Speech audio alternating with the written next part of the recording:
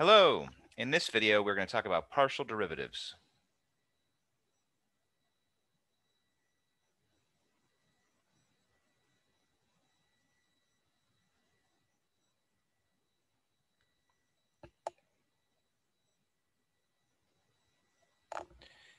In order to discuss partial derivatives, we want to start off by looking at a regular derivative, right? Our definition from Calc 1. Right? A derivative is the slope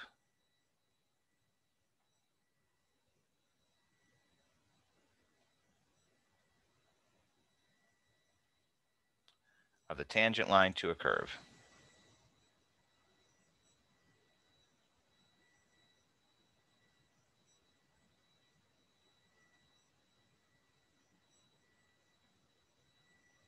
We can go through and sketch a quick picture just to make sure that we are all on the same page.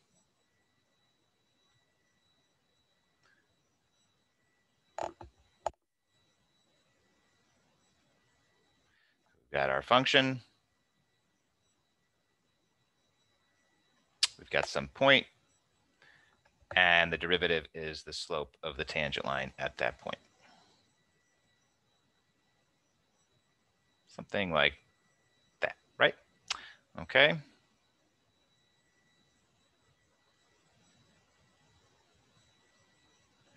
So dy dx is the slope of the red line. Okay, so we're starting with that as our foundation. And what we want to do is to be able to go through and apply that idea to multivariable functions, right? So functions with multiple independent variables. So in order to think about that, let's start off with a picture and see if we can kind of think our way through a comparison, a way to apply this idea.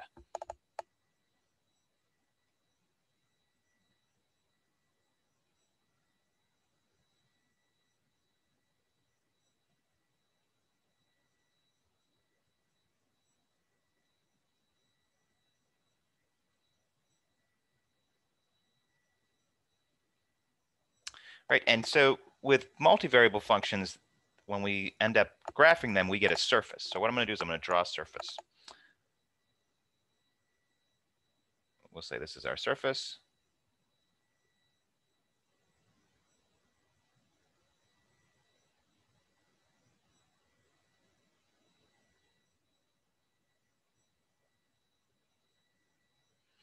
All right, so this is z equals f of x comma y.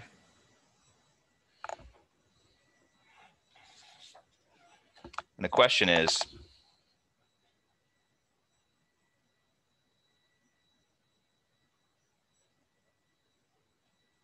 can we apply the idea of a slope or a derivative to a surface?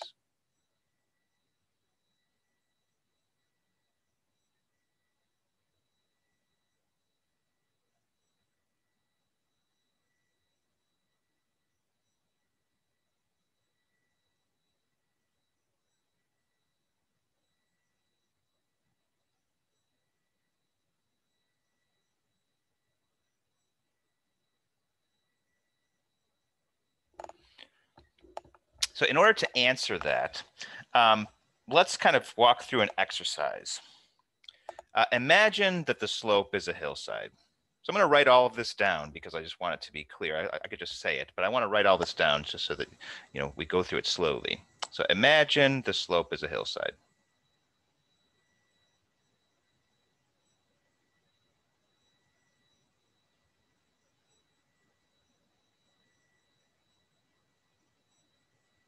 Okay, so we've got our slope. We're standing on the hillside. So we are standing on the hillside.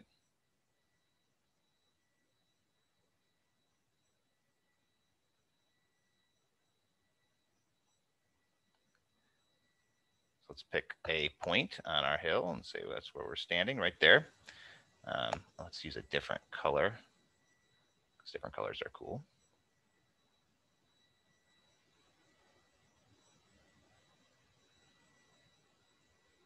So you're standing on the hillside.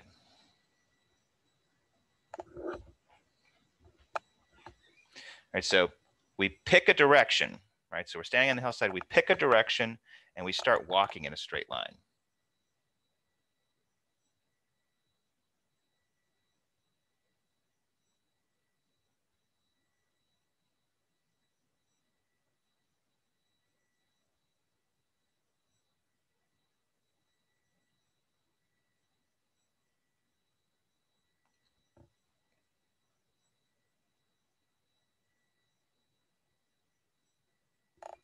All right, so what would happen, right? Depending on the direction, we might climb up or down the hill, right?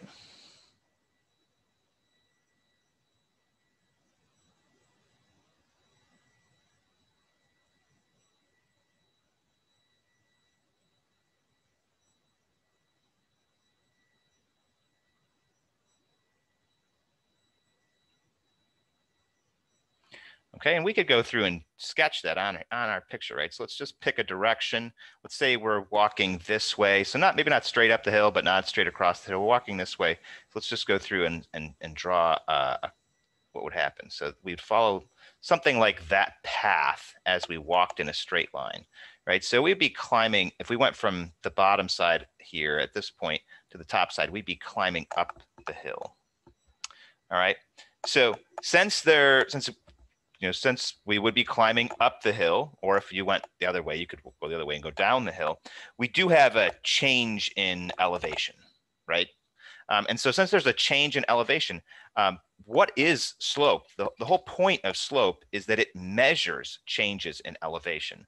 So clearly we do have a slope in that case, in the case that we've described here. So clearly there is a slope.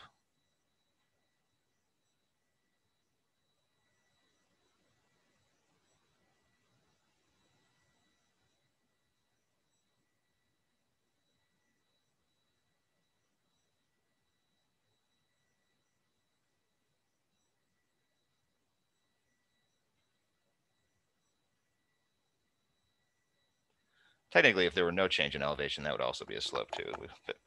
But for simplicity's sake, let's leave that aside. Okay, so so clearly there is a slope, and it's going to depend upon the direction we face, right? So my next question is that the only slope? So that's clearly not the only possible slope, because if we faced a different direction, we would get a different slope.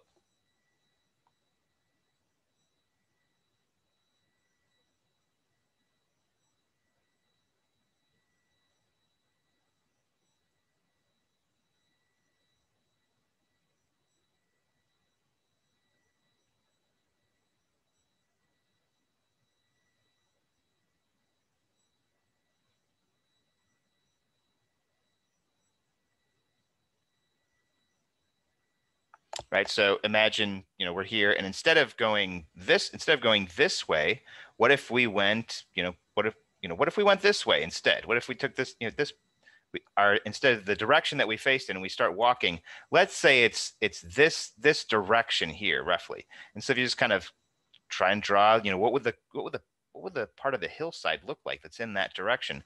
Well, maybe it looks something like that, and so you'd be maybe walking slightly downhill as you went that way, as opposed to walking uphill, right? And so we would get a different slope depending upon the direction you face, right? So you could imagine you're standing on the hill. If you take a step, right, in a direction, your foot might go up or it might go down. You'd have a certain change in elevation for that one step. You'd have a slope. You'd have a steepness in that direction. If you then took your foot back and you were starting at your same starting point, and then you turned and you took a step, you would have a different change in elevation. It wouldn't be the same. The change in elevation is going to depend upon the direction you face. So the fact is that we do have the idea of slope, but it is dependent upon direction. So slope depends upon direction.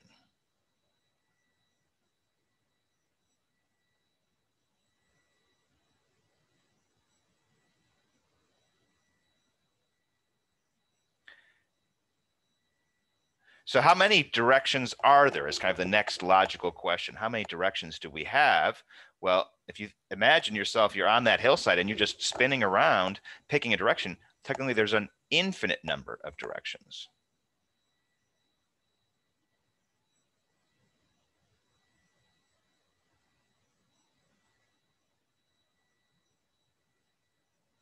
So how do we solve that? So we do have slopes. So we can go through and apply this idea. It's a little bit complicated, right? By the fact that there are infinite number of possibilities. And so what we're going to do next is we're going to go through and pick two directions to be of particular importance.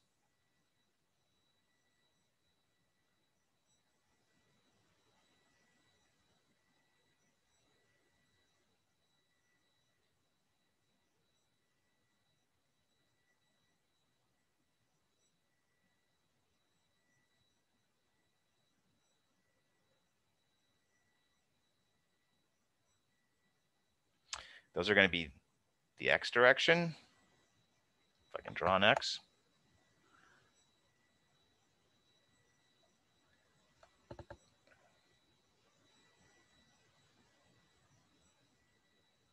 and the y direction. What are those directions? Well, we're going to talk about that. We'll make that clear. Okay.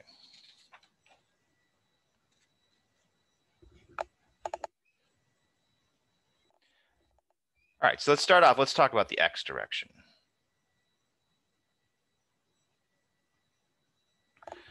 All right, so first of all, let's just kind of get some terminology down.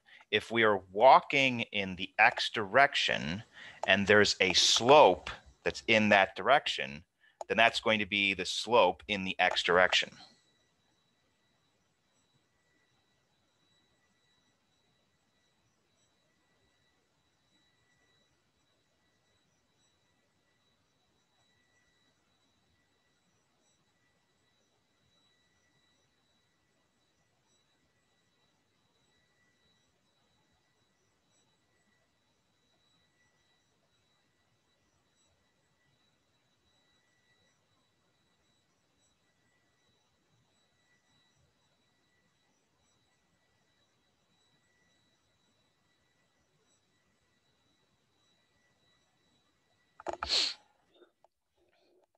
All right, and so to go through and find that, we're going to introduce a definition. We're going to introduce the idea of what's called a partial derivative.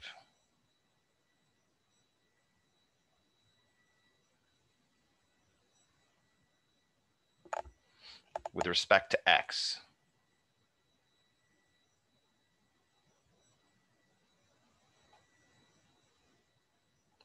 And what is that? That's the slope that's in the x direction.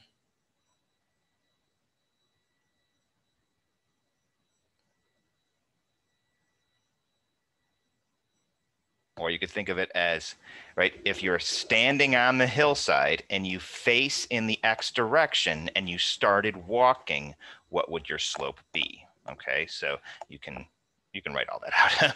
I'm just going to leave that. Okay, so what is it? Let's just get to the point here.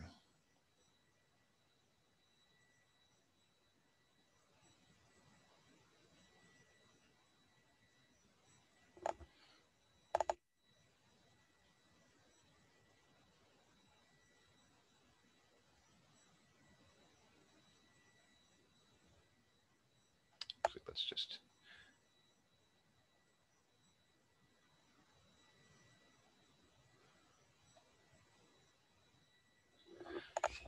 okay. So this is going to, well, my claim that I will demonstrate to you is that this is going to get us the slope in the x direction. And again, what is that? That's you're standing on the hill, you face in the x direction, you start walking. What is this? What is this? How steep is the hill in that direction? How much do you climb? Okay, that's going to be our notion of the partial derivative with respect to x. That's what we're going to define it to be. It's the slope in the x direction it's the slope of the hill in the x direction.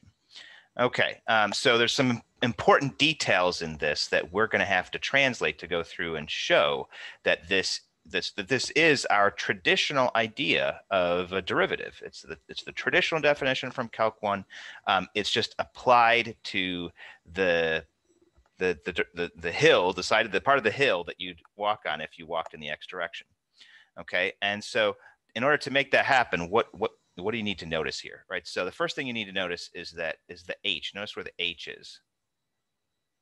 The h is just on the x.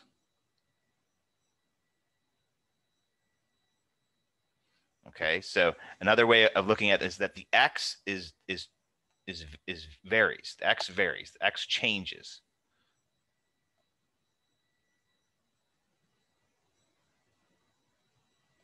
All right. Meanwhile, let me use a different color because I'm going to end up writing kind of on top of each other. Here we've got. Look at the b, or look at the y coordinate. The y does not change. The y is constant.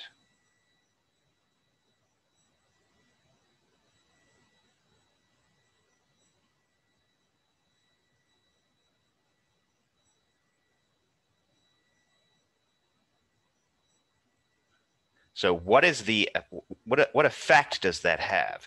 Let's draw a picture and see if we can tease that out. What is the effect of having the h on just the x, and so that the x varies, and having the y be constant, having the y have the same value? Let's try and draw ourselves a picture again.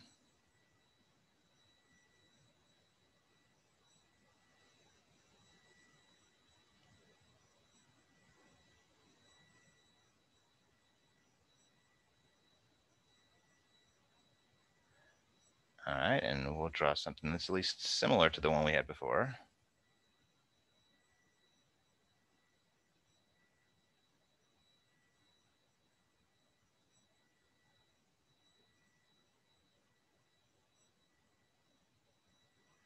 All right, so there's z of f of xy. That's our surface. So what we're going to do here, we're going to pick a point. This point is a comma b. That's the point that's directly below the surface, but it's the point where we want to go through and find how steep the hill is at that point, right? That's where you're standing. If you want to go back to the last example, right? The place where you're standing in, that would be AB. And we can even just do a dashed line and go up and say, this is the point that's on the surface directly above it. That's where you're standing. Okay, and now look at what happens. If you go through and take A and add H to just the X coordinate, but not the Y coordinate, what happens here at this point? Well, what would happen is that you're going to move in the X direction. This is the X direction, so you're going to move that way. So if you're we're going to go a distance, we'll say this is a distance H. Let's go that far, right? So this point here would be A plus H comma B.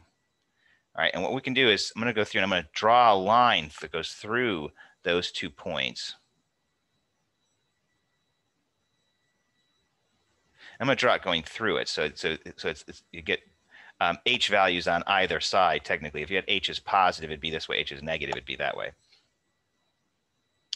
Okay, and so this is the x direction, relative to AB, and the way that we could tell is because we just have changed just the x coordinate.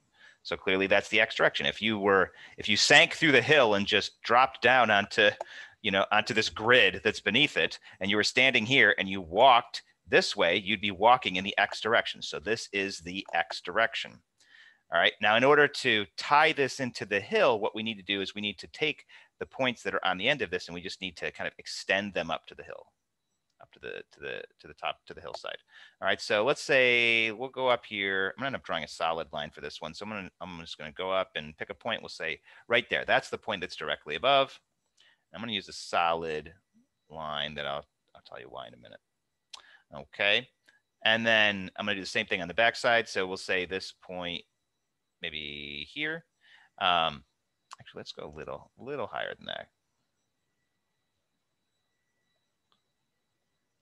We want to exaggerate the side of the hill. Let's go there. And so you'll get this. And then the hill itself, right? So the way that I've drawn it, it looks like this is uphill for sure. It looks like almost going straight uphill, but let's go through and say it looks something like that. All right, so if you were standing on the hill and you picked the X direction to walk in, you would end up walking on this path. Okay.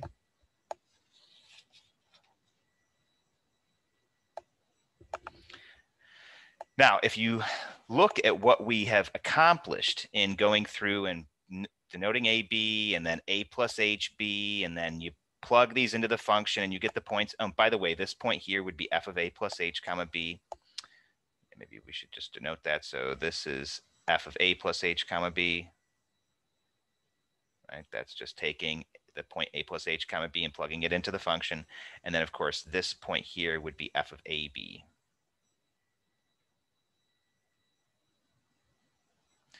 Okay, and so you can see those are the two things that we have in our formula. By going through and doing the, setting this up the way that we have with AB here and A plus H comma B here, and this line that I've drawn and all these different pieces, what have we ended up doing? So take a look, if you could imagine this, right? This is a two-dimensional object, this picture that I've gotten here, right? There's no y depth to it. It's completely flat, right? It's it's on a plane, right? It's on a plane where this is the bottom and this is the sides, and then the top of the plane is a curve, right? But it's a two-dimensional object. And so this is really, really important to recognize this, that by holding y constant, the surface is effectively reduced to a curve. Or at least the top of it is.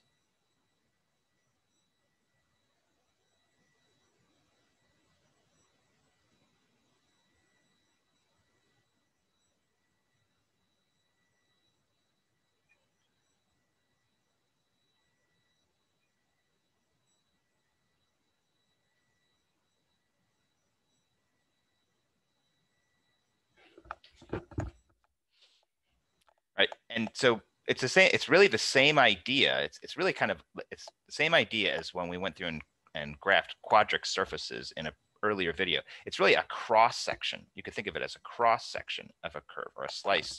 We've sliced through the curve.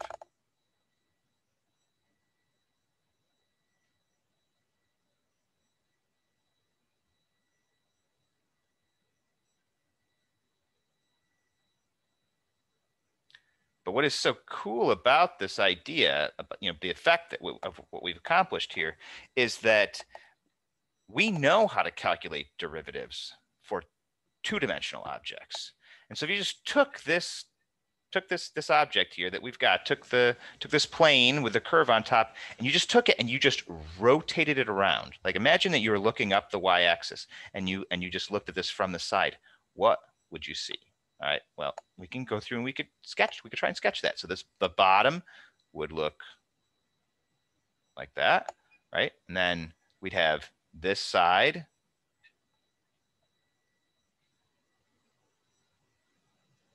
would look like that. I'm gonna have to exaggerate a little bit because I'm running out of space. And then this side would look like that. And the curve here, I'll do my best to see, it's going to look something like that, right? And so now that we've taken this and rotated it around and we're looking at it from the side, right? We've kind of flattened it and we're looking at it from the side. Now it's just completely natural to go through and say we could find a slope of that. I mean, we're familiar. We've done slopes before. You could go through and just toss a point on there. We can apply our normal ideas of slopes. And so that's going to be, hold on. That was supposed to be a flat line.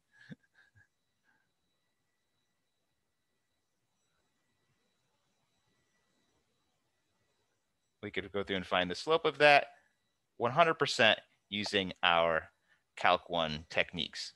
Okay, and so looking at this, right, in terms of our Calc 1 techniques, the b basically drops away, and you could think of this as this point here is a, this point here is a plus h, and we would calculate the derivative as f of a plus h minus f of a over h, right? Now, of course, again, the b is gone because of the fact that we held b constant. We ended up with this flat object. So the b is still in there, but this is our derivative, right? We would go through and just toss a limit as h goes to 0 on it, and we end up getting f prime of a. And so all you've got to do is take this, our Calc 1 idea of a derivative that we applied to this flat object, and then just toss in the b's throughout, and we end up with our definition, okay? And so you could see that the partial derivative with respect to x is just taking our Calc 1 idea and then just applying it to a cross-section, a slice of the surface, okay? So just add, comma b to the function, and the result is the partial derivative definition.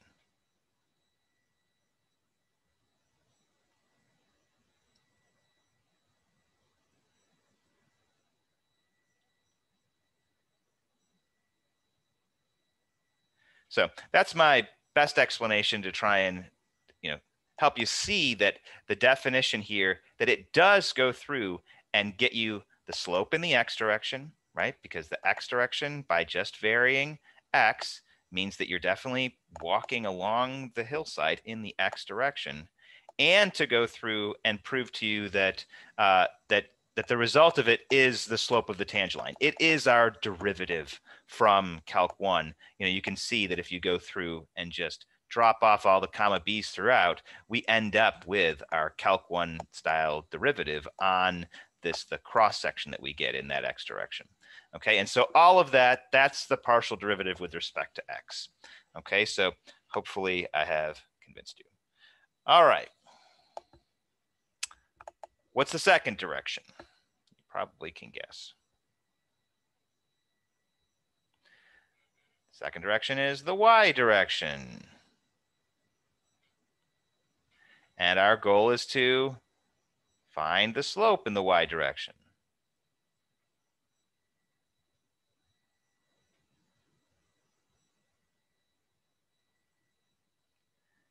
And our formula for that would be the partial with respect to y of ab.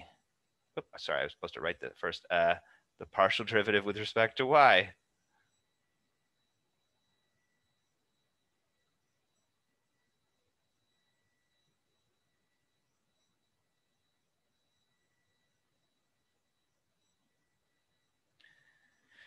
And that would equal that, which is the limit as h goes to 0. And you probably could guess f of a comma b plus h minus f of a comma b all over h.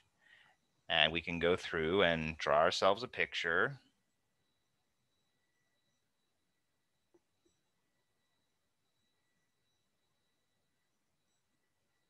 We won't go through every detail because it's exactly the same stuff, right? But we'll draw ourselves a hill.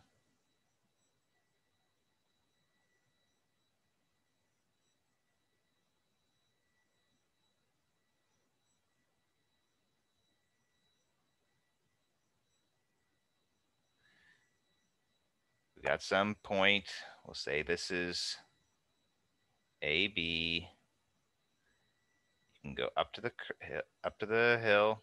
That's the point that you're standing on the hillside at. If you just go through and vary B, but not A, starting here, what direction you're going to head in? Well, if you just vary the y coordinate, you're going to head in the y direction.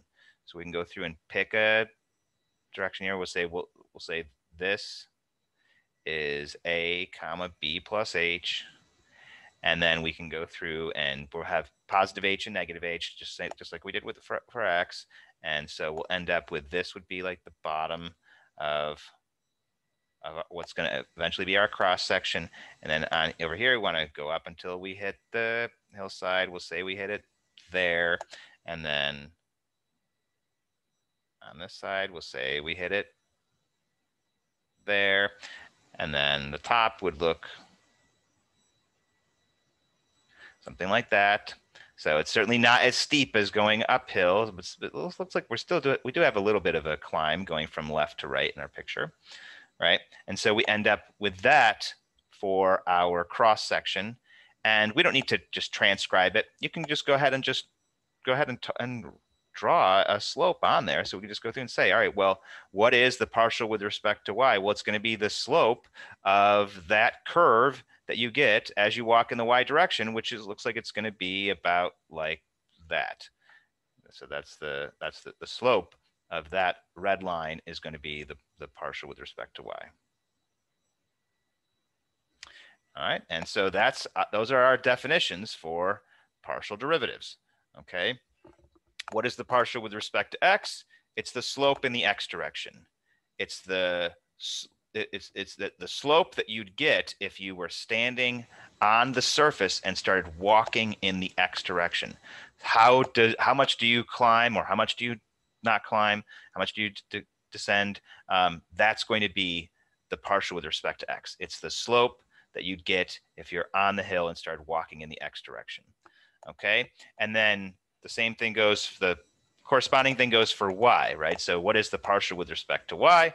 It's the slope that you'd get if you were on the hillside and you started walking in the y direction. It's the slope that's in the y direction. Okay, so now that we've got definitions out of the way, the next thing we need to do is to talk about notation. Let's go ahead and just stay on this page.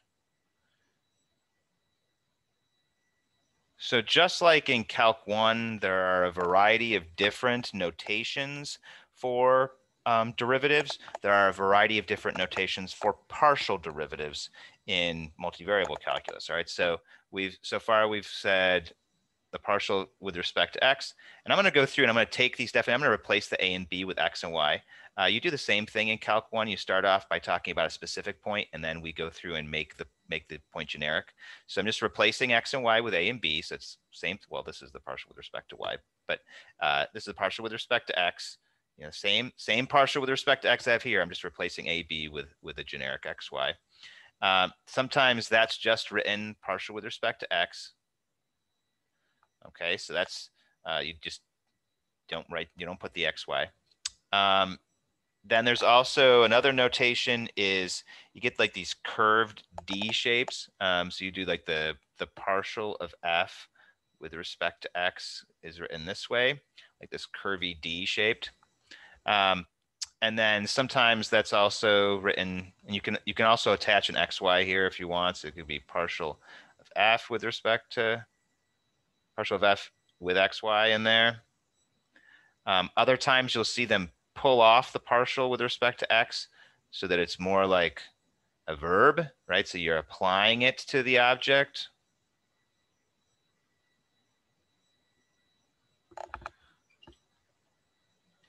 Okay. These are all equal. All different ways of writing the same thing. So sometimes you do away with the xy and just do partial with respect to x. Same thing here, except with this curvy D notation. Sometimes you leave the xy in with the curvy D, and then sometimes, so all of these you could think of as like nouns. This is the partial with respect to x. This is the partial. That is the partial. This one is saying to go ahead and find the partial. So you've got like, here's the function, and it's applying the derivative to it. And if you go back and look in Calc 1, it's all the same exact thing, right? You could think of these two as the equivalent is like the prime notation. These two, the equivalent is a D notation, a regular D. And then you also have the regular D notation applied to a function. So the notations are very similar to Calc 1, just subtle changes. All right. And then the same thing goes for y, right? You could do partial with respect to y. Get partial of f with respect to y.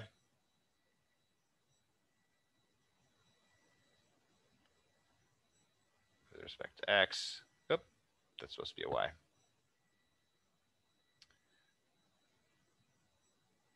and then the partial with respect to y of f of xy.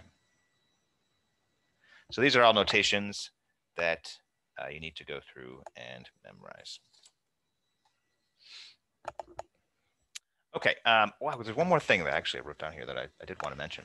The definitions that we have here, you actually can, just like we did in Calc 1, you actually can go through and use these definitions to calculate derivatives. If you remember from Calc 1, well, probably most of you do remember it, not fondly, but going through and using the limit definition to find a derivative, you can use these limit definitions to find derivatives. Just wanted to add that little detail, is that if you want to, you can go ahead and use that definition and apply it to an actual function, and it will enable you to go through and find the partial derivative, what the partial derivative is.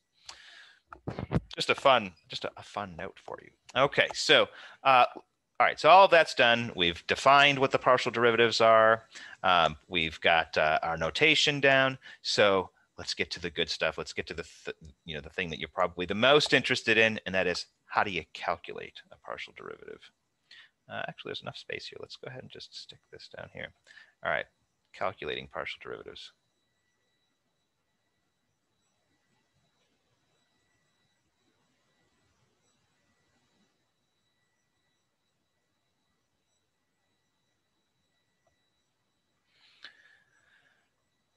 So let's say we have a function. So let's say f of xy equals x squared y cubed.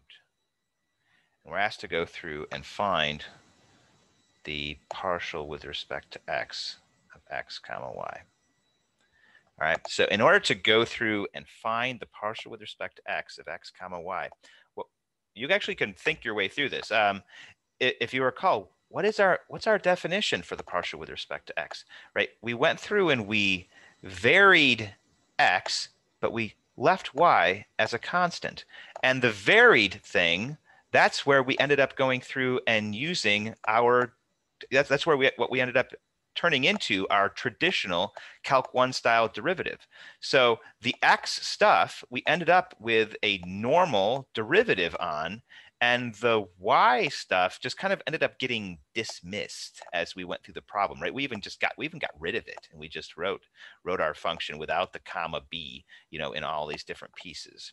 Okay, and so if you want to go through and calculate the partial with respect to x, you just use that mindset, right? The derivative ended up being applied normally to the x stuff here, and the y stuff were just treated as a constant, just ignored. Okay, so if we go through to calculate the derivative here and we use our normal derivative formulas on the x stuff, so we'll end up with 2x, and then the y stuff, we just ignore it, treat it as a constant. That's it. That's the partial with respect to x, right? Calculate the derivative on the x stuff.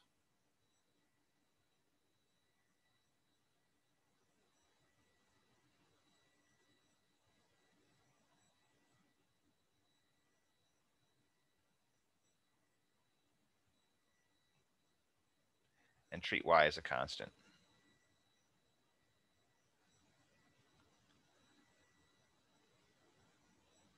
And you could guess, how do we calculate the partial with respect to y? Right? It's the same thing in reverse. So now we're going to treat the x as a constant, and we're going to calculate the derivative for y using our traditional formulas. So we're going to get x squared times 3y squared. Traditional derivative on y.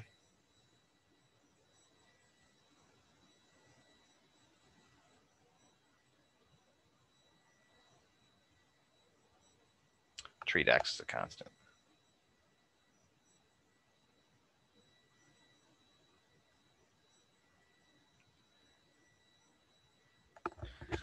Okay. And so from here, we really just want to go through and practice doing that to make sure that we've got that down. Oh, and so if we wanted to, by the way, so if we wanted to go through and find the derivative at a point, okay, just like in Calc 1, once you've calculated the derivative, you can actually apply the derivative to multiple values by just plugging the the x value in. So for Calc 1, if you want to find the derivative at a specific xy, a partial derivative, then you just plug that in, right? So if we wanted to go through and find the partial with respect to x, say at 1, 2, the point 1, 2, you just pop in 1 for x and a 2 for y, right? So you're just going to end up with 2 times 1 times 2 cubed, right? So that's 16. And then we could go through and say, what if we wanted the partial with respect to y at 1, 2, right? So that would be 1 squared times 3 times 2 squared. So what do we get? That's 12. All right, and so to take all of this and kind of come full circle, what this would be 16 and 12. So what are those? Let's just make sure that we understand that actually before we move on. So what is 16, right? If it's the partial with respect to x at 1, 2, then you're standing at the point 1, 2 on the hillside. You're facing in the x direction, and the steepness of the hill is 16. That is what the partial with respect to x is. It's how steep the hill is in the x direction at the point that's plugged in.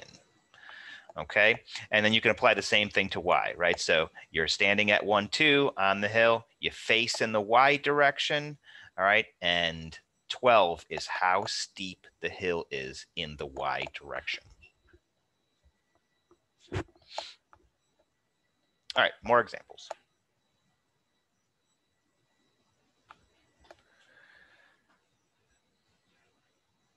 So it's going to take some practice to get used to, treating the y as a constant. You could even try using a different variable if that makes it easier. Like you could put a b there instead of a y if that makes it a little simpler. But other than that, this is just regular derivatives, and we're just pretending, that if you're finding the partial with respect to x, you're pretending y is a constant, or vice versa if you're finding the partial with respect to y. So let's say we have 2x minus 4y squared. What's the partial with respect to x? Okay, well, you're going to have to use the chain rule because we've got a function inside of another function. And so you're going to have 2 times 2x minus 4y. And then we're going to find the derivative of the inside. When you calculate the derivative of the inside, you're calculating the derivative with respect to x. So you're pretending y is a constant. Okay, so the derivative with respect to x of 2x is going to be 2, and the derivative with respect to x of 4y, well, y is a constant, so this whole thing is a constant, is just 0.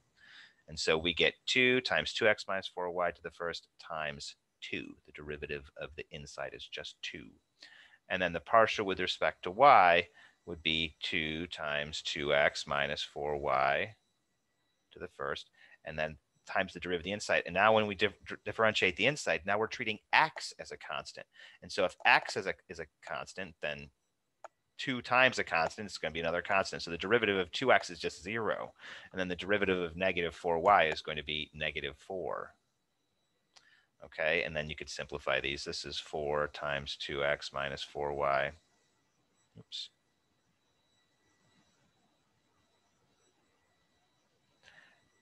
And then this is negative 8 times 2x minus 4y.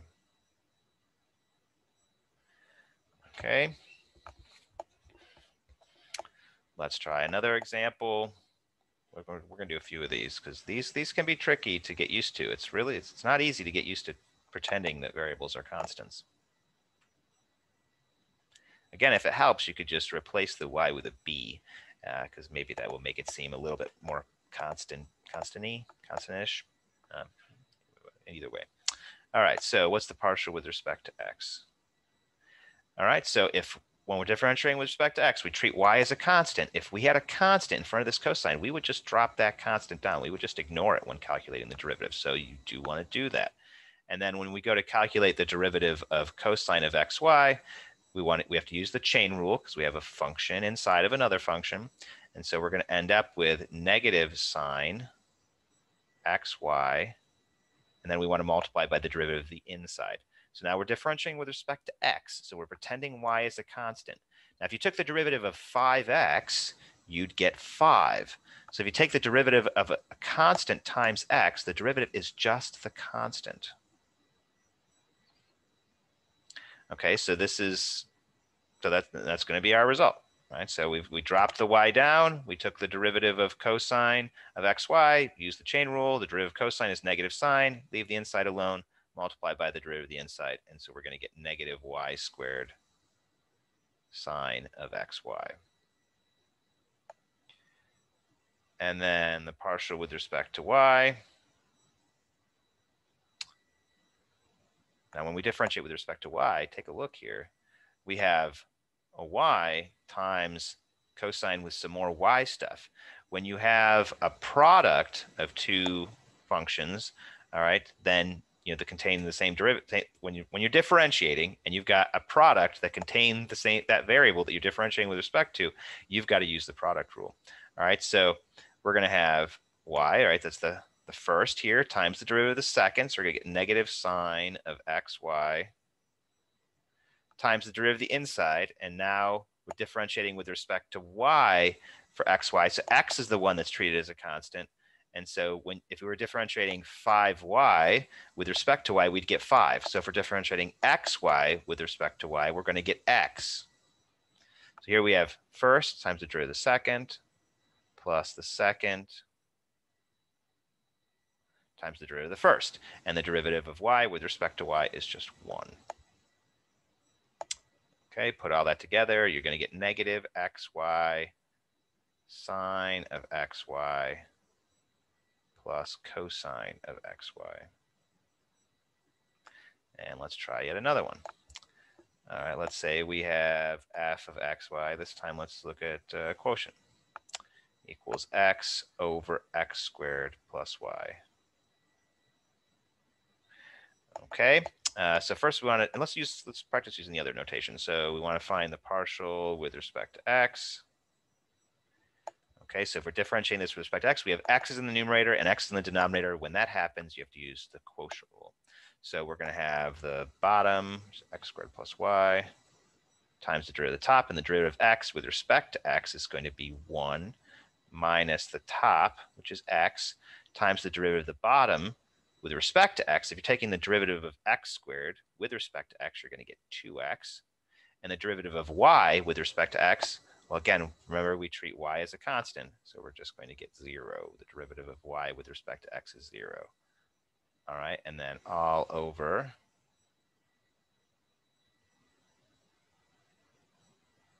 the bottom squared.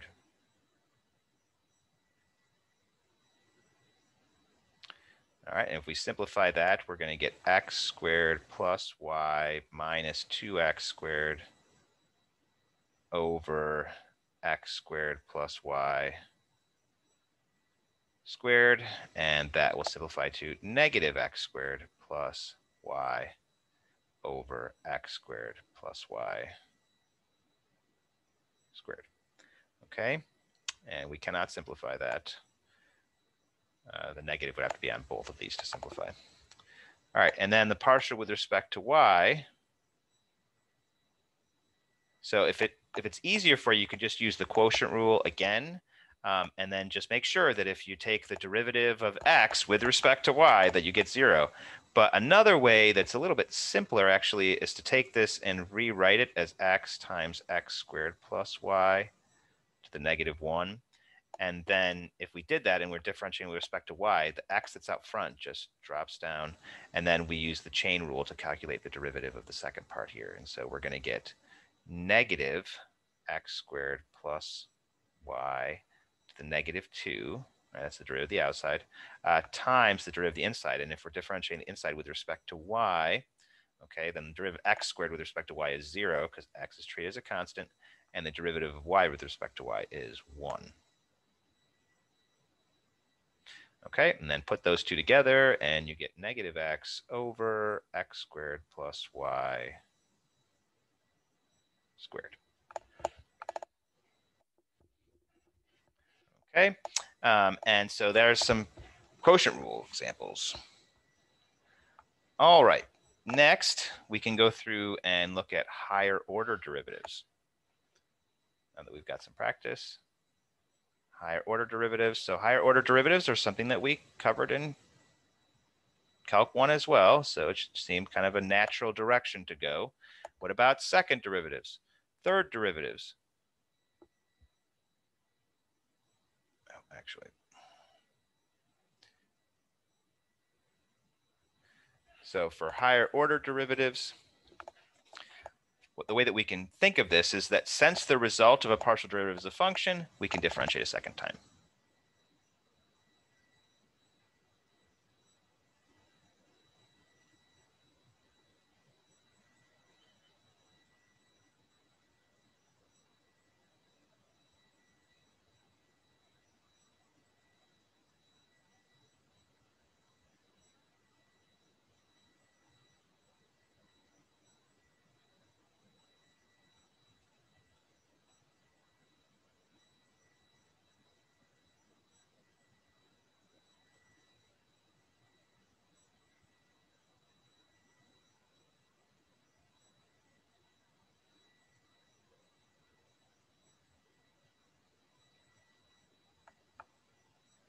And so how does that work?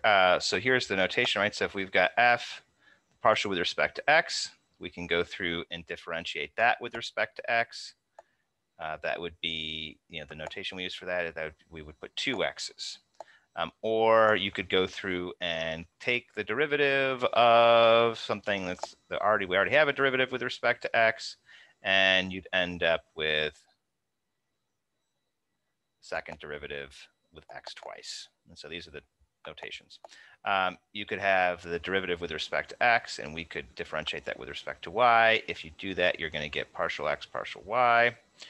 And so what would that look like? With this notation, you take the derivative with respect to y of the derivative with respect to x.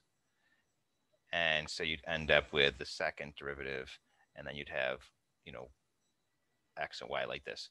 So one thing that's a little confusing is that the notations are opposite order. So that's just something you have to get used to. This one works its way from f outward. So you have derivative with respect to x, then y. This one goes, well, kind of the same idea. You can see the x is the closest to the f, so it goes x and then y. Okay, and we could reverse that. So if we have partial with respect to y, we could calculate the derivative of that.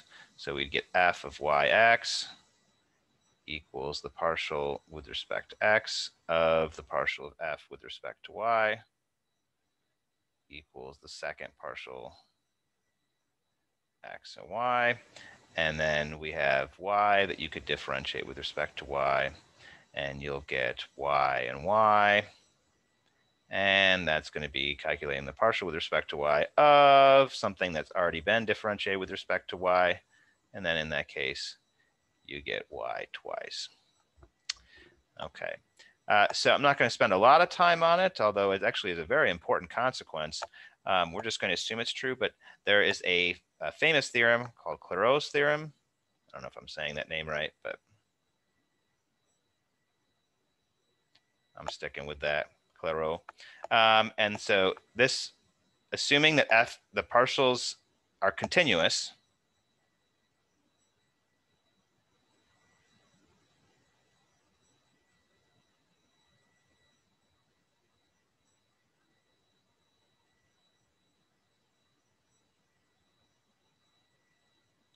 assuming they're continuous, then it turns out the partials where you have x and y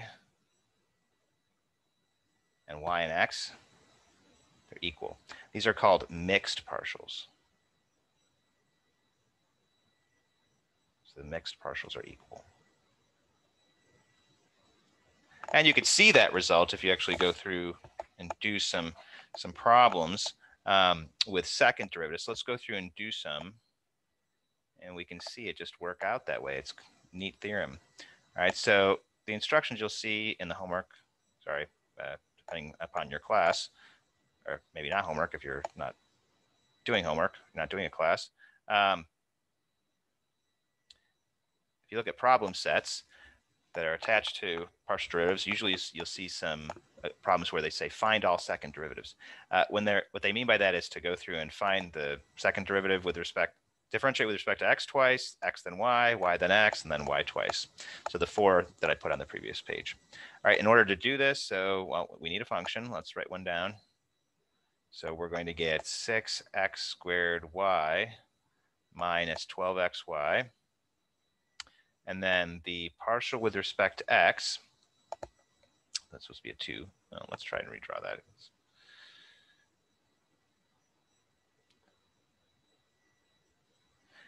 When we differentiate with respect to x, we're going to pretend the y's are constants, right? So we're going to use the normal derivative stuff on the x part. So 6x squared, we'll get 12x. Leave the y alone. The derivative of 12x is just 12. Leave the y alone. Then from there, you can go through and differentiate with respect to x a second time. Again, same thing. We're going to differentiate the 12x here. If we do that, we're going to get 12. Leave the y alone. And then there's no x's here. And so this whole thing is a constant. And the derivative of a constant is 0. So it just goes away. All right. And the second one we can do is we can do x and then y. So we're going to differentiate this with respect to y now. If you're differentiating with respect to y, then you just ignore the constant stuff. So the whole 12x acts like a constant, and the derivative of y with respect to y is just 1. So we get 12x. And then if you differentiate negative 12y with respect to y, you just get negative 12. All right, and so there's 2 of our second derivatives. And then to find the other 2, we can differentiate with respect to y first. So let's go back to the beginning. We're differentiating with respect to y. If we're differentiating, go ahead and use the normal derivative stuff on y. The derivative of y is going to be 1, and then the constant just kind of drops down here. So we get 6x squared times 1, which is just 6x squared. And then if we differentiate negative 12xy with respect to y, again, just drop the constants down. That's going to be negative 12x. And then the derivative of y with respect to y is just 1, and then we don't have to write it. All right, and then from there, we can differentiate that result with respect to x. Differentiate this with respect to x, you get 12x. Here, you get minus 12. Or we could differentiate with respect to y a second time.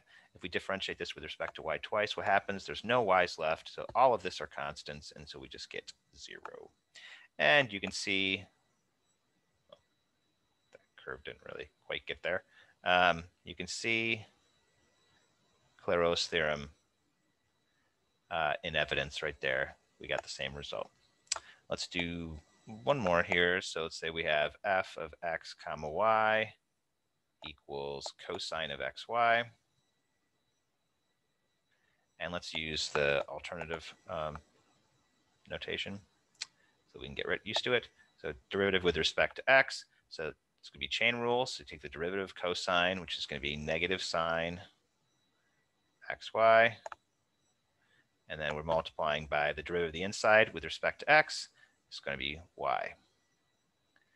Okay, and then if you were going to go through and calculate the partial of that, right? So we'd have second partial, and then we'd have x, then y, right? So here's x first, because it's the closer to the f, and then y.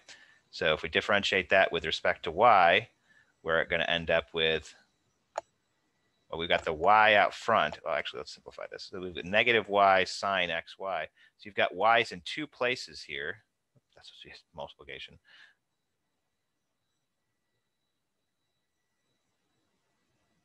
You got y in 2 places, so you have to go through and use the product rule. So we'll have the first, which is negative y, times the derivative of second, which would be cosine of xy, times the derivative of the inside. And now we're differentiating with respect to y, so the derivative of xy with respect to y is going to be x.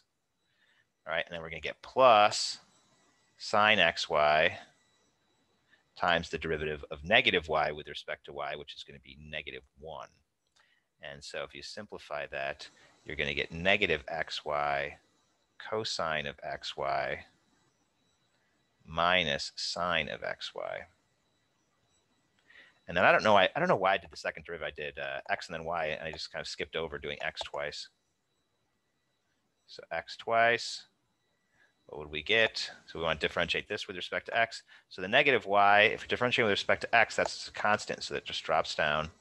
And then you got to use the chain rule on this. So we're going to have cosine of xy times the derivative of the inside. And again, we're differentiating with respect to x. So the derivative of xy with respect to x is y. And so we get negative y squared cosine of xy. All right, and then next, let's go back to the original function. We need the partial of f with respect to y. And so to find that, you're going to have chain rule, negative sine xy times, now this time we're differentiating with respect to y, so the derivative of xy with respect to y is x. So we get negative x sine of xy. I thought I had plenty of room here, but it looks like I'm going to run out here. All right, so let's go ahead and do the mixed partial first. All right, and so differentiating this with respect to x now. So we're going to have the first, which is negative x, times the derivative of the second, which is going to be cosine of xy, times the derivative of the inside with respect to x is going to be y, then plus the second, which is sine of xy, times the derivative of the first, which is negative 1. And so we get negative xy cosine xy, oops, not plus, minus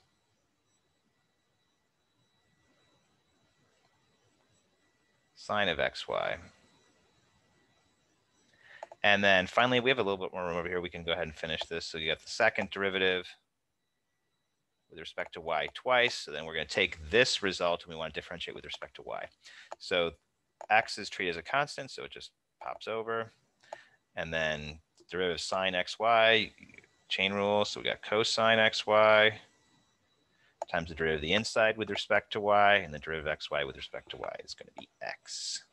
And so we get negative x squared cosine xy. And that's it. That's your second derivatives. If you wanted to calculate third derivatives, then you just differentiate again, third time. And I think you can figure out what the notation would look like. Just add more letters. If you want to do x 3 times, just put 3 x's. You want to do x and then y and then x again, then put an x. And that's the idea. Okay. All right, so that concludes the video. Thank you for watching, and I'll see you next time.